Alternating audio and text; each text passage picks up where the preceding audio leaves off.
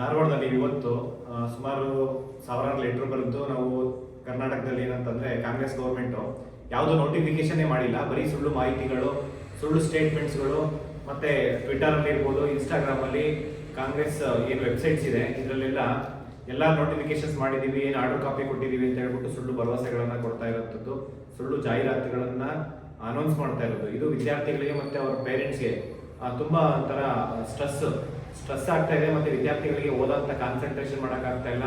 ಬರೀ ನೋಟಿಫಿಕೇಶನ್ ಮಾಡ್ತೀನಿ ಅಂತ ಹೇಳ್ಬಿಟ್ಟು ಇವರು ಒಂದೊಂದು ತಿಂಗಳು ಒಂದೊಂದು ವರ್ಷ ಹಿಂಗೆ ಮುಂದೆ ಹಾಕುವಂತ 3 ವರ್ಷ ಕಂಪ್ಲೀಟ್ ಮಾಡಿದ್ರು. 3 ವರ್ಷದಿಂದ 5,000 ವೇಕೆನ್ಸಿ ಫಿಲ್ ಮಾಡಿಲ್ಲ. ಇವತ್ತು ವಿದ್ಯಾರ್ಥಿಗಳು, ಲಕ್ಷಾಂತರ ವಿದ್ಯಾರ್ಥಿಗಳು ಒಂದು ಟೈಮ್ ಊಟಕ್ಕೂ ತುಂಬ ಕಷ್ಟಪಡ್ತಾ ಇದ್ದಾರೆ.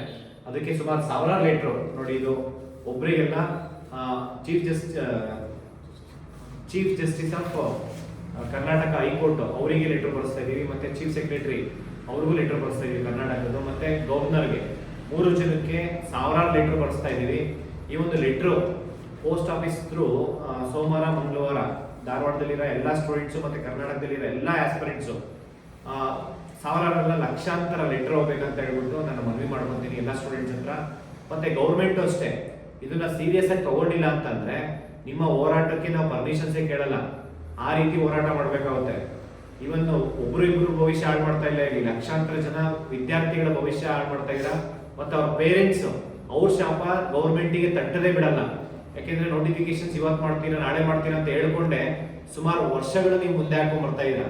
ಇವತ್ತು ಒಂದೊಂದು ಲೆಟ್ರು ಅವ್ರ ಕಣ್ಣಲ್ಲಿ ನೀರ್ ಹಾಕಿ ಬರ್ತೀರಾ ಅಂತ ಲೆಟ್ರ್ ಇವನ್ನ ತುಂಬಾ ಸೀರಿಯಸ್ ಆಗಿ ತಗೋಬೇಕು ಗೌರ್ಮೆಂಟ್ ಕೂಡ. ಮತ್ತೆ ಈ ಲೆಟ್ರ್ ಯಾರಿಗೆ ಅಡ್ರೆಸ್ ಮಾಡ್ತಾ ಇದೀವಿ, ಚೀಫ್ ಜಸ್ಟಿಸ್ ಆಫ್ ಹೈಕೋರ್ಟ್ ಅಂದ್ರೆ ಕರ್ನಾಟಕ ಹೈಕೋರ್ಟ್, ಮತ್ತೆ ಚೀಫ್ ಸೆಕ್ರೆಟರಿ ಆಗಿರ್ಬೋದು ಕರ್ನಾಟಕ ಚೀಫ್ ಸೆಕ್ರೆಟರಿ, ಮತ್ತೆ ಗವರ್ನರ್ ಅಷ್ಟೇ ಈ ಲೆಟರ್ ಬಗ್ಗೆ ತುಂಬಾ ಸೀರಿಯಸ್ ಆಗಿ ತಗೊಂಡು ಗೌರ್ಮೆಂಟ್ ಮೇಲೆ ಸೀರಿಯಸ್ ಆಕ್ಷನ್ ತಗೋಬೇಕಾಗುತ್ತೆ. ಇಲ್ಲ ಅಂತಂದ್ರೆ ಈ ರಾಜ್ಯದ ಯುವಕರು ಅವ್ರ ಪೇರೆಂಟ್ಸ್ ಯಾವ ರೀತಿ ಹೋರಾಟ ಮಾಡ್ತೀವಿ ಅಂತ ಹೇಳಲ್ಲ, ಮಾಡಿ ತೋರಿಸ್ಬೇಕಾಗುತ್ತೆ.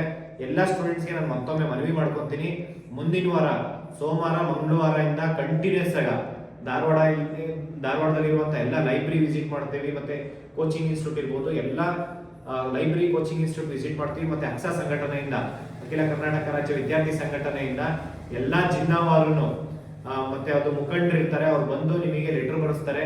ದಯವಿಟ್ಟು ಅವರಿಗೂ ಸಪೋರ್ಟ್ ಮಾಡಿ, ನೀವೇ ವಾಲಂಟ್ರಿಯಾಗಿ. ಯಾಕೆಂದ್ರೆ ಇಷ್ಟು ದಿನ ನಾವು ನೂರಾರು ಪ್ರತಿಭಟನೆ ಮಾಡಿದ್ದೀವಿ, ಸಾಕಷ್ಟು ಇಡೀ ರಾಜ್ಯಾದ್ಯಂತ ಹೋರಾಟ ಮಾಡಿದ್ದೀವಿ. ಇದರಲ್ಲಿ ನಿಮ್ಮ ಪಾಲು ತುಂಬಾ ಬೇಕಾಗುತ್ತೆ. ಯಾಕೆಂದ್ರೆ ನೀವು ಬಂದಿರೋದ್ರಿಂದನೇ ಈ ಹೋರಾಟ ಎಲ್ಲ ಮಾಡಿರೋಂಥದ್ದು. ಇದಕ್ಕೆ ಕೊನೆ ಹಂತದಲ್ಲಿ ನೀವು ಅಷ್ಟೇ ಪ್ರತಿಯೊಬ್ಬರು ಒಂದೊಂದು ಲೆಟ್ರು